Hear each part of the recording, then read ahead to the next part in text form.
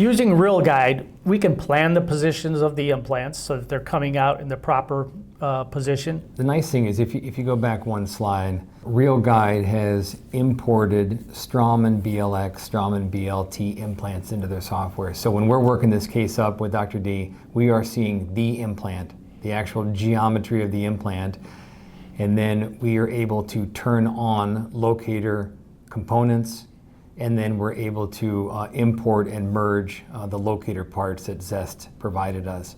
And you'll see some images coming up, but as far as the implant goes, it's not a generic implant. It is the actual, in your case, this was BLX. Correct. This is the actual BLX implant that Dr. Blood was placing. So we can, through this planning software, we can determine the proper restorative space, do our bone reduction, plan that accordingly. And we can make planes that we know where the bone is going to be reduced, how thick the tissue is going to probably be so that we can pick the proper locator heights, where the plane of occlusion is going to be, because we want to have equal restorative space on both sides of the arch.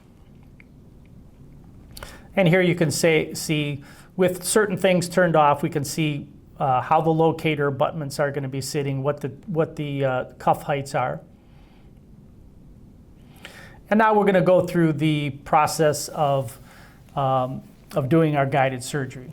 So Alan's going to go through this, but I'm going to first show you the virtual rendition of the guide and the different parts. This is a stackable system, and then we'll go through the clinical to show you how it's used in a live situation.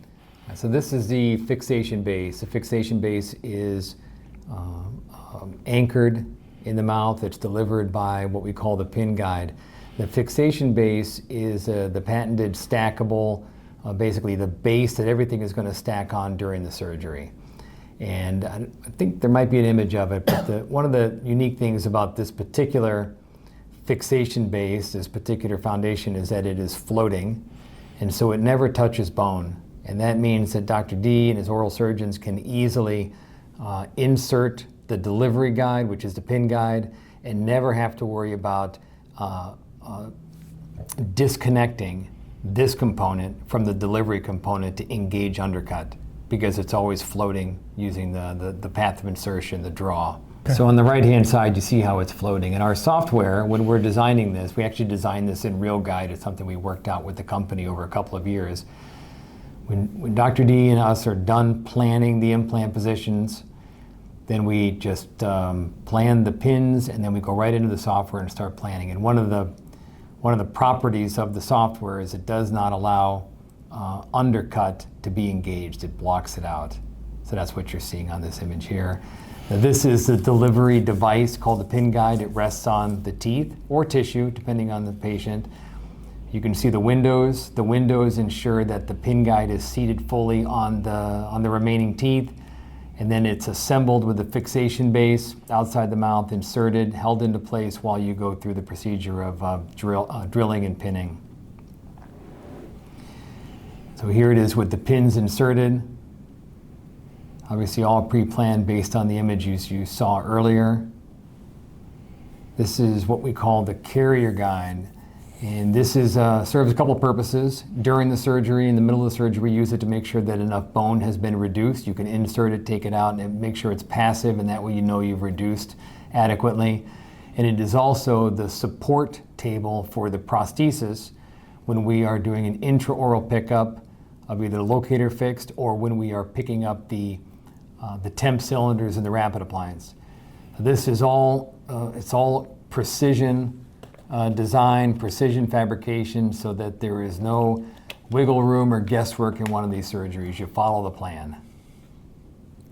All right, and then this is a very nice visual. This shows implants are in, locators are in.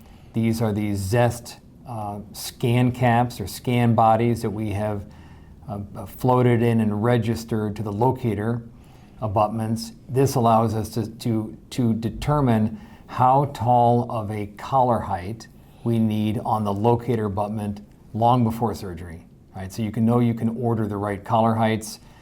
I know often you'll order a tall and short and medium and all the different heights, just in case in a freehand surgery. Well, this is all determined.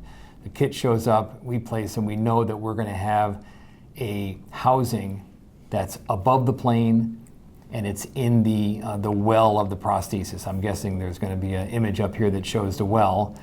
One thing I might want to add, Alan, is that these scan bodies are designed so it gives you the ideal spacer for the wells. So it takes into account the thickness of the processing housing with a little extra space around it for the cement.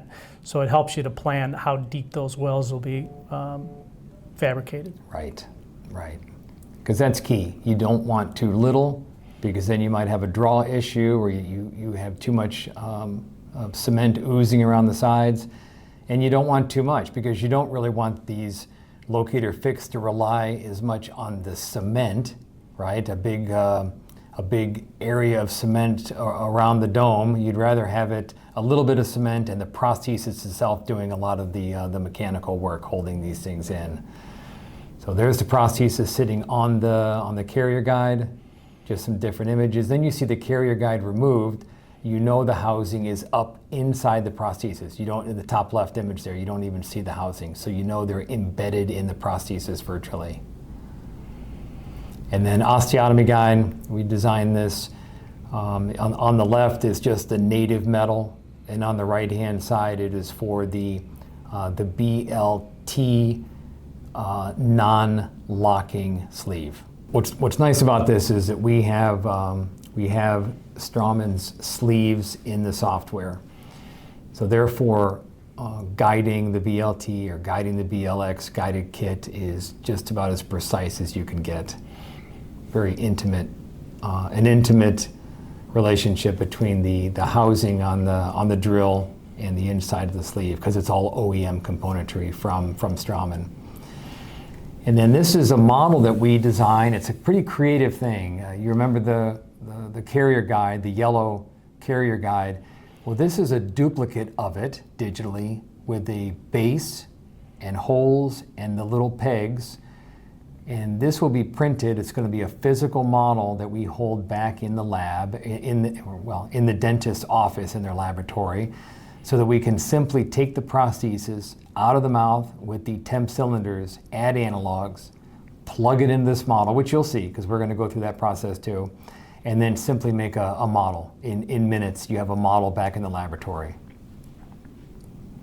With occlusion, with a bite that's all been worked out in the software, and the ability to put a hinge on the posterior of it. So this is what you'll see later on back when we're in the surgery actually doing the conversion. The software also has a very nice drill report and implant report. So this will take them through the sequencing of the drilling and then what components to order. And then just some more visualizations with some translucency turned on. And then the physical components that match the virtual. Right, so fixation base, that was a pin guide, not the carry guide, that's a pin guide. Right, and then the chrome locks, the blue things that we use for stacking. And then in the software, it did show the non-locking sleeves, but the doctor picked locking, and it's the same diameter inside. So these are the peak locking sleeves. And then the carrier guide and the fixation base. Right, and then the two prosthetics. Now, in this case, this is the rapid. So this is the one we use to take the records from the patient back into the laboratory at the office, and we make them both beautiful, aesthetic. I mean, it's a backup if you need it, during healing. And then this is the prosthesis that the patient's going to wear home. It has wells. It also has injection ports for the lab conversion. And they look like final restorations. They're probably too nice. Patient's not going to want to come back, but they're just beautiful. Something really to be proud of. And then this was a little invention that we had kind of on the fly a couple days before, really, and that is taking a rubber dam and blocking out for the temp cylinders to actually blocking out the locators back in the lab. So you can use this, or you can use the gaskets that we can send along with one of these cases. Actually, I kind of like this idea. That was a pretty good idea by your associate doing these little holes. Because one of the worst things is locking something in, right, when you're doing Locator Fixed. So instead of using their parts that come with the kit, we made a whole full block out